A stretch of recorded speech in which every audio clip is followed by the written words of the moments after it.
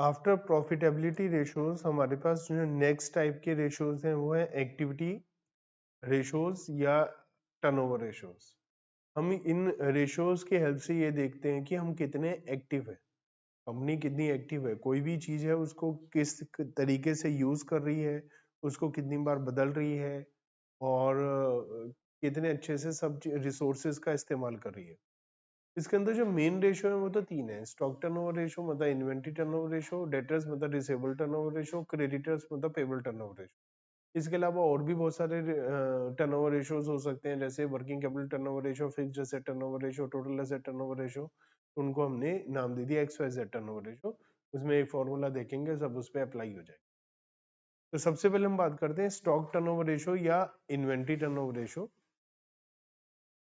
तो ये रेशो हमें बताते हैं relationship cost of goods sold और एवरेज स्टॉक का। मतलब एक तरीके से ये रेशो हमें बताता है कि हमारा स्टॉक, हमारा माल साल में कितनी बार बदल गया, कितनी बार हमने कंज्यूम कर लिया, कितनी बार बिक गया। तो ये हमें बताता है।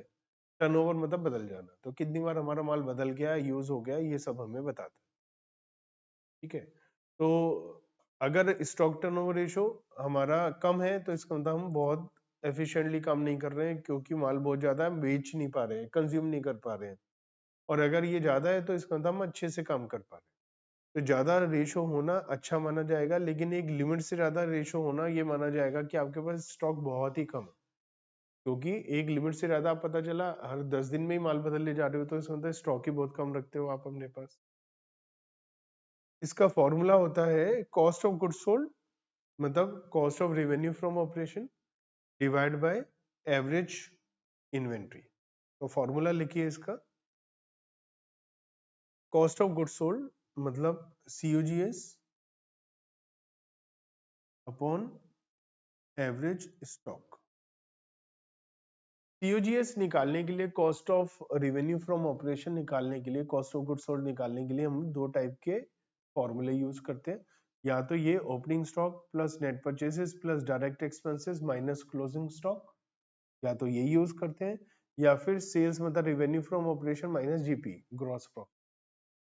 तो ये दोनों interchangeably depending on the information given in question, we can use both the methods, cost of goods sold based on the stock, opening plus purchases minus closing, direct expense भी आ जाते हैं।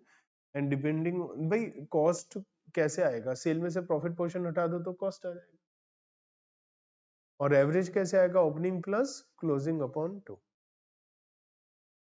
एक बात ध्यान रखिएगा, सपोज हमें केवल क्लोजिंग स्टॉक दिया हुआ है और ओपनिंग स्टॉक दिया ही नहीं है, ना हम कहीं से पता लगा सकते, तो हम पता ही नहीं लगा सकते, सिचुएशन ऐसी है क्वेश्चन। तो जो क्लोजिंग स्टॉक है उसी को ओपनिंग मानते हुए उसी को एवरेज मान लें। आप ऐसा मत करना कि क्लोजिंग स्टॉक 10,000 है, ओपनिंग पता ही नहीं, तो आपका ओपनिंग 0 है, 10 प्लस 0 5,000, ऐसा नहीं करेंगे। आप कहेंगे क्लोजिंग 10 है, कुछ नहीं पता, तो ओपनिंग भी 10 ही है, एवरेज भी 10 ही, क्योंकि कुछ ना कुछ तो एवरेज होगा, ओपनिंग स्टॉक होगा ना। अनटिल अनलेस वो न्यू बिजनेस है तो नया ओपनिंग नहीं होगा, अदरवाइज तो हो गई। नेक्स्ट लिखिए स्टॉक वेलोसिटी रेशो या स्टॉक होल्डिंग पीरियड। जब हमें ये पता चल जाता है कि हमारा माल कितनी बार बदल गया साल भर में, मान लिया हमारा साल में 12 बार माल बदल गया, स्टॉक टर्नओवर रेशो 12 टाइम्स आ गया, साल में 12 बार माल बदल गया, इसका मतलब हर महीने बदला है नहीं, साल में 6 बार माल बदला, इसका मतलब हर 2 महीने में बदला। तो इसको बोलते हैं स्टॉक वेलोसिटी रेशो या स्टॉक होल्डिंग पीरियड। कितने समय के लिए हमारे पास माल था, तो वो कैसे पता चलेगा स्टॉक होल्डिंग पीरियड। अगर मंथ में चाहिए तो नंबर ऑफ मंथ्स मतलब 12, अगर वीक में चाहिए तो 52 वीक, डेज में चाहिए तो 365 days divide by stock turnover ratio. यही तो करा है अभी अभी हमने। अगर मैंने कहा स्टॉक टर्नओवर रेशो 6 टाइम्स है तो हमने कहा 2 महीने, 12/6। तो फॉर्मूला क्या हो गया, महीने में चाहिए तो मंथ, वीक में चाहिए तो 52 और डेज में चाहिए तो 365। वैसे अगर राउंड फिगर आ रहा है तो मंथ में, नहीं तो डेज में, वीक में जब तक हमें क्वेश्चन में से स्पेसिफिकली ना बोला हो, आप वीक में निकालने से बचिए, या तो मंथ में या डेज में। तो रेशियो हमें क्या बताता है, रिलेशनशिप बताता है कॉस्ट ऑफ गुड्स सोल्ड और एवरेज स्टॉक की। जितना ज्यादा रेशियो होगा उतना अच्छा होगा, बट एक लिमिट से ज्यादा होना भी अच्छा नहीं होता है, क्योंकि वहां पर हमारा स्टॉक किसका होता है, बहुत ही कम है, और इस स्टॉक को बढ़ा के और भी हम सेल बढ़ा सकते हैं। इसका मतलब ये है, अगर बहुत कम रेशियो है तो इसका ये स्टॉक होल्डिंग, सॉरी मैं स्टॉक टर्नओवर रेशियो की बात कर रहा था। अब स्टॉक होल्डिंग पीरियड बहुत ज्यादा है तो इसका मतलब हम बहुत स्लोली मूव करते हैं, बहुत ज्यादा माल रखा है। स्टॉक होल्डिंग पीरियड बहुत कम है, इसका मतलब जल्दी जल्दी माल बिकता है, तो अच्छा है, मतलब हमारा ये रिवर्सल हो जाएगा ना इससे। स्टॉक टर्नओवर रेशियो ज्यादा होने का मतलब स्टॉक होल्डिंग पीरियड कम है, और स्टॉक टर्नओवर रेशियो कम होने का मतलब होल्डिंग पीरियड ज्यादा है। तो होल्डिंग पीरियड लिमिट से ज्यादा भी नहीं होना चाहिए, कम भी नहीं, ऐसी टर्नओवर रेशियो भी। तो एक अच्छा ऑप्टिमम होना चाहिए, ठीक है। चलिए क्वेश्चन नंबर 49 करते हैं। यहाँ दिया है जीपी रेशियो 20% है, हमें क्या निकालना है, इन्वेंट्री टर्नओवर रेशियो भी निकालना है और स्टॉक होल्डिंग पीरियड भी निकालना है, दोनों चीजें करनी है। जीपी रेशियो है 20%, है ना। जीपी रेशियो का फॉर्मूला पता है हमें क्या होता है, जीपी रेशियो का फॉर्मूला होता है GP upon revenue from operation, मतलब net sales into 100। GP ratio 20%, GP दिया हुआ 5 लाख, तो मुझे पता है नेट सेल कितना हो जाएगा, बताइए नेट सेल्स कितना आएगा।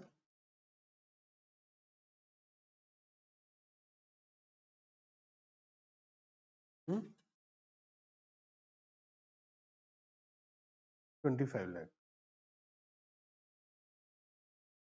तो नेट सेल आ गया 25 लाख, इसमें कोई प्रॉब्लम है? हम्म जो फॉर्मूला, अच्छा सबसे पहले हमें एग्जाम में क्या करना है, फॉर्मूला लिखना है। जैसे ये हो गया इन्वेंट्री टर्नओवर रेशियो का formula, cost of goods sold upon average stock, है ना। तो मुझे क्या चाहिए, कॉस्ट ऑफ गुड्स सोल्ड। मेरे पास क्या आ गया है, नेट सेल्स, मेरे पास आ गया नेट सेल, मुझे क्या चाहिए, कॉस्ट ऑफ गुड्स सोल्ड। तो मैं नेट सेल में से अगर जीपी लेस कर दूं तो मेरे पास कॉस्ट ऑफ गुड्स सोल्ड आ जाएगा या नहीं, 20 लाख। तो मेरे पास कॉस्ट ऑफ गुड्स सोल्ड आ गया 20 लाख। अब मुझे इसे किसको डिवाइड करना है, एवरेज स्टॉक से। एवरेज स्टॉक कैसे आते हैं बताओ, opening stock plus closing stock upon 2। Opening stock कितना है मेरे पास, नहीं बता। क्लोजिंग स्टॉक कितना है, 2 लाख। तो वही ओपनिंग है और वही एवरेज है, तो मुझे इसमें तो कुछ करने की जरूरत नहीं है। एवरेज स्टॉक कितना हो गया, 2 लाख, है ना। और मेरे पास क्या आ जाएगा, 10 टाइम्स। हम टर्नओवर रेशियोज को टाइम्स में निकालते, तो क्या आ जाएगा, इन्वेंट्री टर्नओवर रेशियो 10 टाइम्स, ठीक है। यहां तक कोई टेंशन है। दूसरा हमसे पूछा है stock holding period. Stock holding period number of days में निकाल लूं, क्योंकि वीक में तो निकालूंगा नहीं, मंथ में निकालूंगा तो 12/10 मतलब 1.2 मंथ आएगा। तो 1.2 मंथ भी लिख सकते हैं, लेकिन ज्यादा ठीक है अगर मैं इसको 36.5 डेज लिख दूं। लगभग हमारे पास 36.5 दिन के लिए माल रहता है, उसके बाद में वो हमारा बिक जाता है, ठीक है। इसमें कोई टेंशन है किसी को?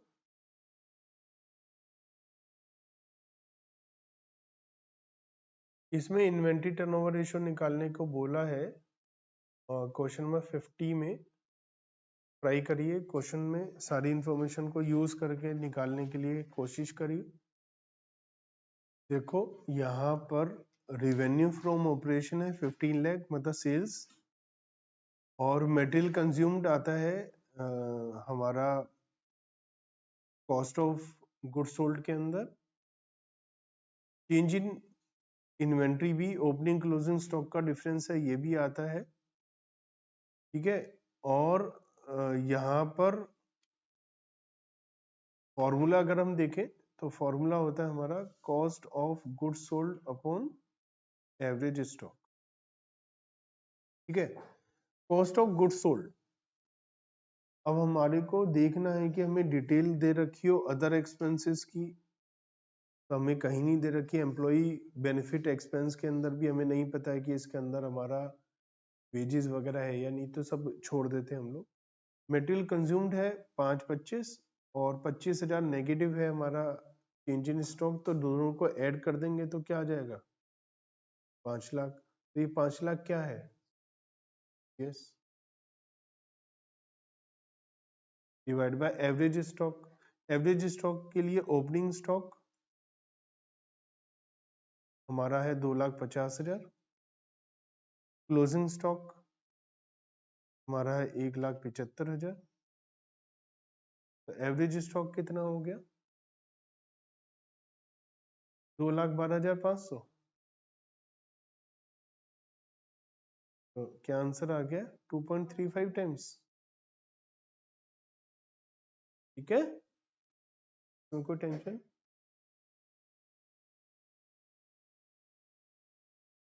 चलिए क्वेश्चन नंबर 51 करिए।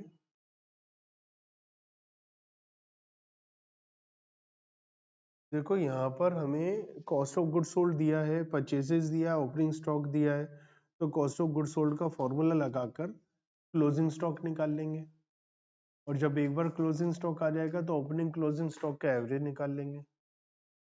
तो सबसे पहले हम काम करेंगे क्लोजिंग स्टॉक निकालेंगे। क्लोजिंग स्टॉक कितना आ रहा है, कितना आ रहा है 90,000 आ रहा है क्या, बताओ बच्चों।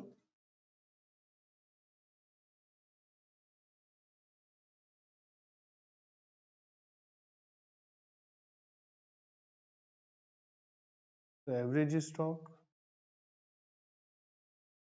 Opening plus closing on two 75,000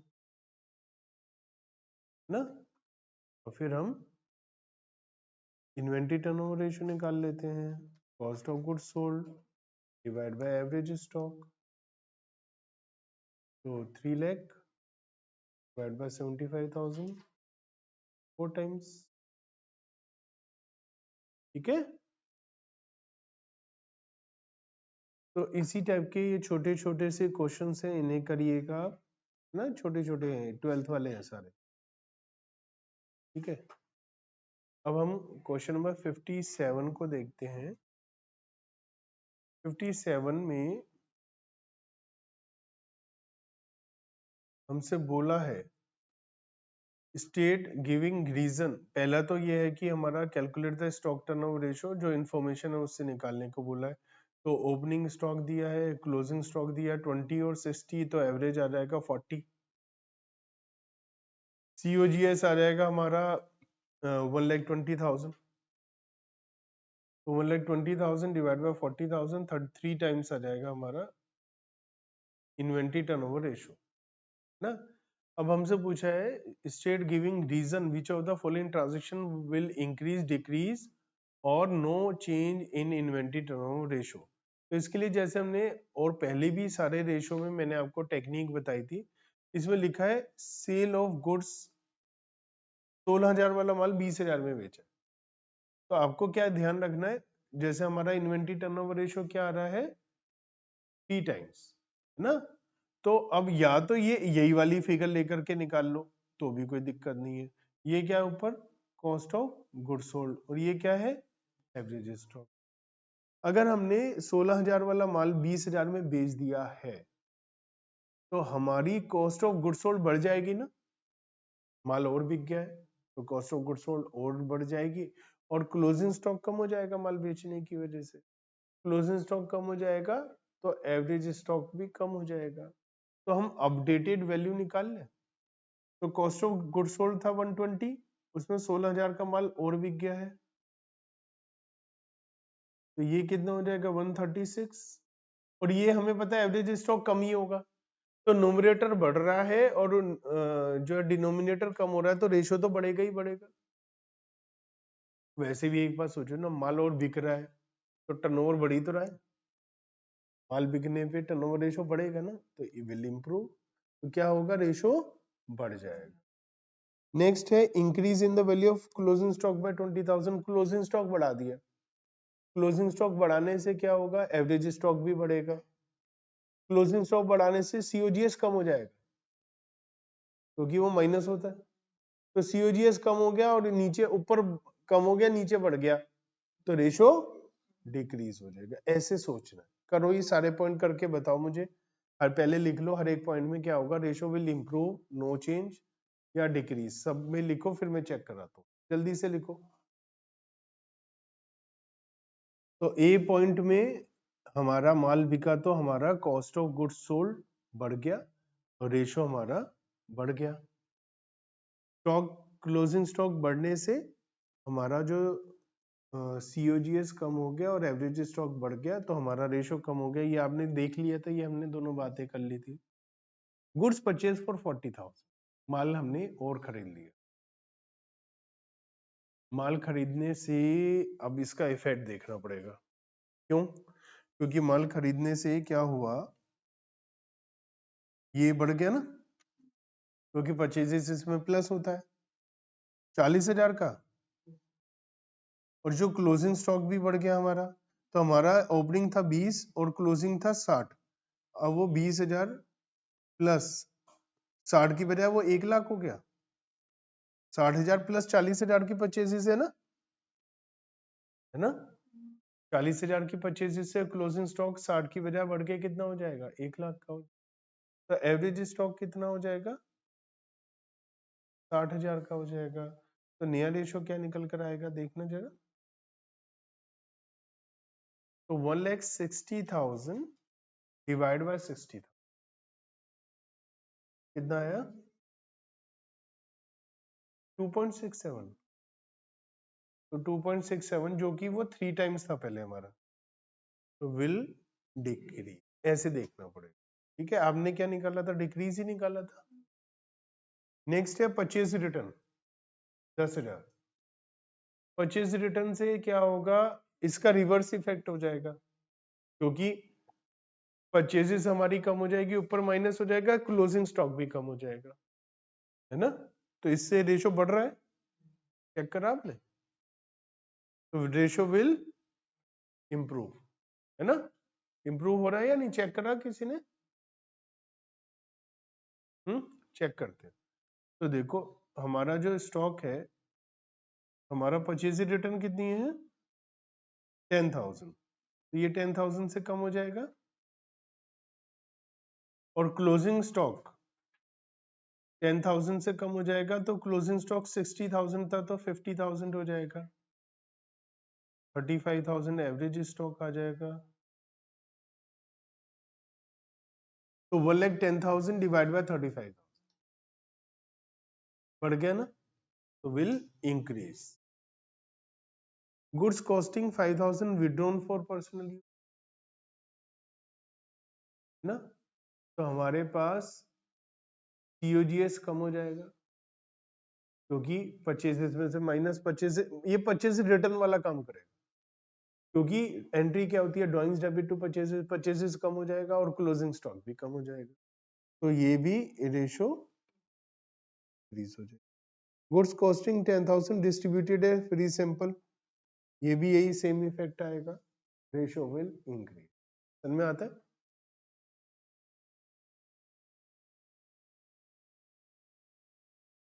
next ratios लिखिए, डेटर्स या रिसीवेबल टर्नओवर रेशो। डेटर्स और receivable turnover ratio.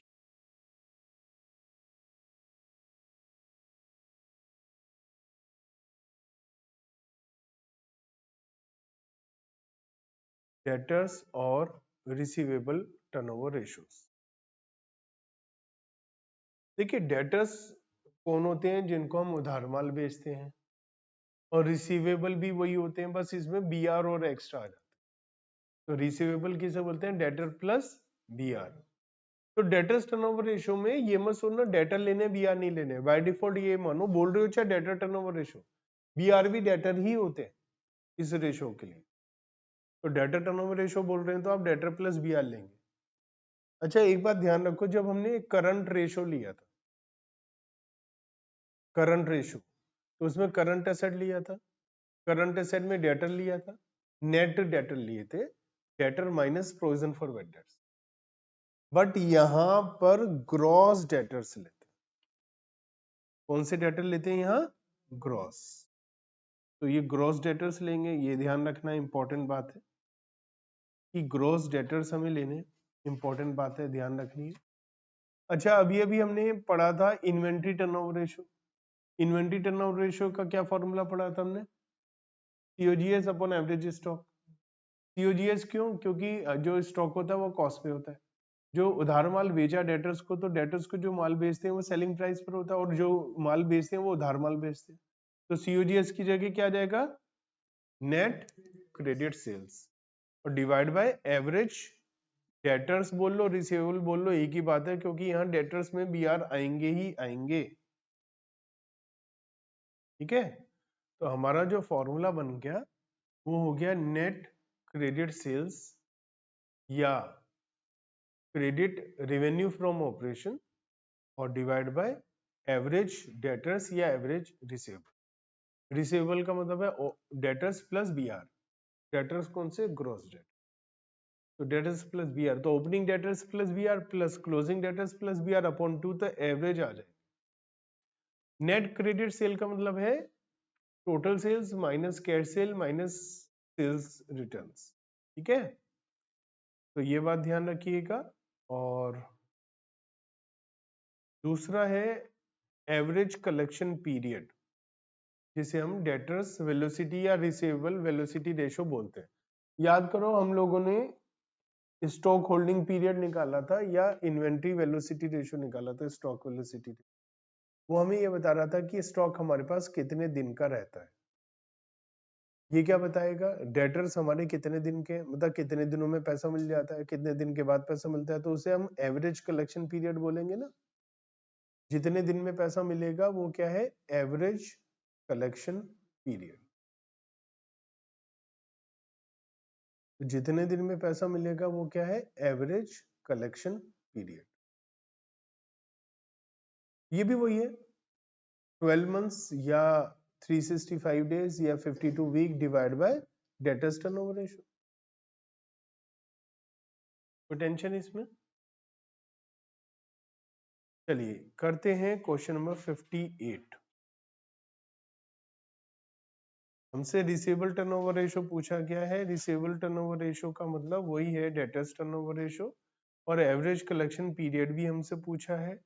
Average collection period बाद में निकालेंगे, पहले डेटर्स टर्नओवर रेशियो निकाल लेते हैं। हमें जीपी रेशियो दिया है और जीपी भी दिया है, पिछले एक क्वेश्चन किया था ना, तो जीपी भी दिया है, जीपी रेशियो भी दिया, तो सेल 25 लाख आया था, वही है ना ये भी। तो जीपी रेशियो इक्वल टू क्या होता है? GP upon revenue from operation 200, 20% equal to 5 lakh divide by net sales 200। तो नेट सेल्स आ गया 5 lakh divide by 20 into 100, 25 lakh है ना। तो नेट सेल कितना आ गया? 25 लाख। अब ढूंढो क्या कैश सेल के बारे में कोई जानकारी है? तो जब जानकारी ना हो कैश सेल के लिए, तो नेट सेल ही क्रेडिट सेल है, क्योंकि कैश सेल की कोई जानकारी तो है नहीं। तो यही क्या है? Net cell. यही क्रेडिट सेल भी यही है। तो एक काम तो हो गया, क्रेडिट सेल तो आ गई। अब दूसरा है एवरेज रिसीवेबल्स। अब एवरेज रिसीवेबल निकालने के लिए ओपनिंग रिसीवेबल्स, ओपनिंग रिसीवेबल कितने हैं? डेटर्स एट द एंड और डेटर्स एट द बिगिनिंग। तो डेटर और बीआर बिगिनिंग में कितने हैं? 250 और 40 है। ओपनिंग में कितने हैं? डेटर्स 250 और बीआर 40, तो टोटल हो गया 2,90,000 opening. Plus closing on two 2,50,000। तो कैसे आएगा रिसीवेबल टर्नओवर रेशियो या डेटर्स टर्नओवर रेशियो? क्या आएगा? Net credit sales 25 lakh divide by average receivable 2,50,000, 10 times आएगा ना। साल में 10 बार डेटर से पैसा मिल गया हमें, 10 बार डेटर बदल गया, मतलब 10 बार डेटर से पैसा मिल गया, बहुत अच्छा है ये रेशियो। और फिर हमसे पूछा है एवरेज कलेक्शन पीरियड, है ना। तो एवरेज कलेक्शन पीरियड कैसे आएगा?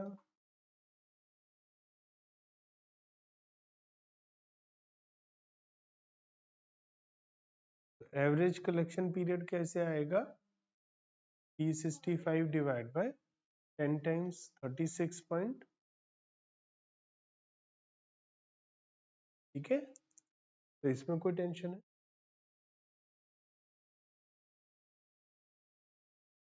चलिए करिए 59 क्वेश्चन से सबका आंसर आ गया। तो इस तरीके से इसके भी 12th लेवल वाले क्वेश्चन ना, 11th 12th लेवल वाले क्वेश्चन। अभी जो आपके सीए लेवल के क्वेश्चंस आ गए, मैंने क्या करा है शुरू में 12th वाला असाइनमेंट ही दिया है, क्योंकि मुझे नहीं पता आप लोगों ने 12th में किया अच्छे से।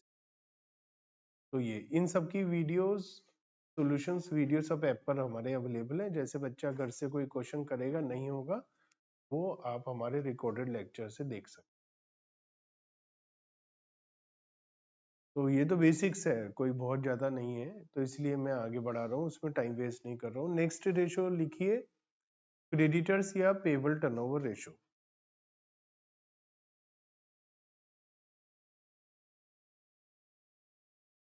क्रेडिटर्स या पेबल टर्नओवर रेशियो, ये रेशो हमें क्या बताएगा कि हमने अपने क्रेडिटर्स को कितनी बार पेमेंट कर दिया। तो एक तरीके से ये सॉल्वेंसी रेशो भी है, जब कोई क्रेडिटर उधार दे रहा होगा तो वो चेक कर लेगा कि इनका क्रेडिटर्स टर्नओवर रेशो कैसा है, एवरेज पेमेंट पीरियड कैसा है, कितने समय में पेमेंट कर देते हैं, साल में कितनी बार पेमेंट करते हैं। मान लिया हम किसी को उधार बेच रहे हैं, हमने कहा 30 दिन में पेमेंट कर दोगे, उसने कहा कर दूंगा, हिसाब लगाया तो पता चला वो 90 दिन में पेमेंट करते हैं लोगों को। तो इसका मतलब हमें झूठ बोल रहे हैं, वो पेमेंट नहीं करते। तो हम लोग क्रेडिटर्स या पेबल टर्नओवर रेशियो से देख सकते हैं कि ये पार्टी, ये बिजनेस अपने क्रेडिटर्स को कितने टाइम में पेमेंट करता है। क्रेडिटर्स कौन होते हैं? जिनसे उधार सामान खरीदते हैं। और डेटर्स कौन होते हैं? जिनको उधार सामान बेचते हैं। पिछली बार था नेट क्रेडिट सेल, अब क्या आ जाएगा? Net credit purchases. पिछली बार था नेट एवरेज रिसीवेबल, अब आ जाएगा एवरेज पेबल। रिसीवेबल में थे डेटर प्लस बीआर, इसमें होगा creditors plus BP. Simple, just opposite and reversal of receivable turnover ratio। तो क्या फॉर्मूला हो जाएगा? वही हमारा सिंपल फॉर्मूला है। और अब लिखिए एवरेज पेमेंट पीरियड या क्रेडिटर्स वेलोसिटी रेशो। तो एवरेज पेमेंट पीरियड कैसे आएगा? जैसे वहां पर क्या आया था? एवरेज कलेक्शन पीरियड आया था, यहाँ क्या आएगा? एवरेज पेमेंट पीरियड आ जाएगा। तो कैसे आ जाएगा एवरेज पेमेंट पीरियड? 12 या 365 divide by creditors turnover ratio. यहाँ पर भी क्रेडिटर्स में by default bills payable add हो जाएगा, ठीक है। तो सेम वही रेशियो है, बस हम ये देख रहे हैं कि हम कितने समय का पेमेंट करते हैं। चलिए जल्दी से 67 क्वेश्चन करते हैं। टोटल परचेजेस हमें दिया है 20,40,000, परचेजेस रिटर्न है 40। कैश परचेजेस के बारे में जानकारी नहीं है, तो हम इसी को क्रेडिट परचेज मान लेते हैं। तो क्रेडिट परचेजेस हमारी कितनी हो गई? 20 lakh divide by average payables. अब हमें एंड में दिया है 160 और बिगिनिंग में दिया है 240। तो 240 प्लस 160 अपॉन 2 लाख हो जाएगा, तो 10 टाइम्स आ जाएगा, है ना।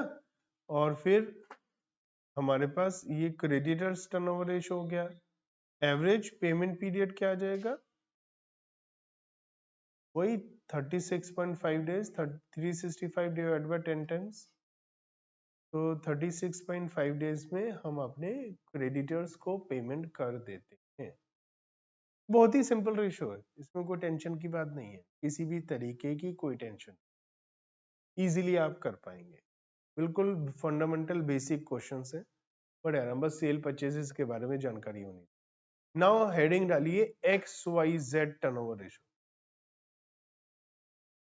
देखो इसके बाद कोई सा भी टर्नओवर रेशो आए other than inventory turnover ratio, other than receivable turnover ratio, other than payable turnover ratio, कोई भी टर्नओवर रेशो आए तो आपको क्या करना है, मान लिया XYZ टर्नओवर रेशो है तो आपको क्या लिखना है, क्या लिखना है, सेल्स अपॉन XYZ। जैसे वर्किंग कैपिटल टर्नओवर रेशो तो क्या लिखेंगे, sale upon working capital. Fixed asset turnover ratio, sale upon fixed asset. Total asset turnover ratio, sale upon total asset. किसी वजह से सेल्स अवेलेबल नहीं है, सेल्स नहीं है ना पता लगा सकते, तो सेल की जगह COGS ले लीजिएगा, लेकिन पहले सेल को ट्राई करिएगा, सेल ना हो तो COGS। ठीक है, तो बस सिंपल है। जैसे क्वेश्चन नंबर 70, वर्किंग कैपिटल किसे कहते हैं मालूम है ना, current asset minus current liability. अब यहां बोला वर्किंग कैपिटल टर्नओवर रेशियो निकालो और हमें सेल दिया 30,50,000 है ना, और करंट एसेट दिया, करंट एसेट में से करंट लायबिलिटी माइनस करो, वर्किंग कैपिटल आ जाएगा, और सेल में से सेल रिटर्न माइनस करो तो नेट सेल आ जाएगा। फॉर्मूला क्या लगा दोगे, net sales upon working capital, तो क्या आ जाएगा 5 टाइम्स। बहुत ही सिंपल, कोई टेंशन की बात ही नहीं है इसमें। तो ये वर्किंग कैपिटल टर्नओवर रेशियो वगैरह है क्वेश्चंस में, है ना, और इन सब क्वेश्चन में देखो बहुत सिंपल सिंपल क्वेश्चंस और बिल्कुल 12th के हैं। नेक्स्ट क्लास में हम पढ़ेंगे मार्केट टेस्ट रेशियोज जो 12th में आप लोगों ने नहीं, और FM में बहुत ज्यादा यूज भी आते। तो आप क्या करेंगे, आप 76 तक क्वेश्चन को कंप्लीट करके लाएंगे, बहुत बेसिक से क्वेश्चंस है, और जो नहीं होंगे उसको सॉल्यूशन वीडियो की हेल्प से आप कर लेंगे, फिर भी नहीं होंगे तो नेक्स्ट क्लास में पहले इसे डिस्कस करेंगे और उसके बाद ही हम आगे नए रेशोज की तरफ चलेंगे।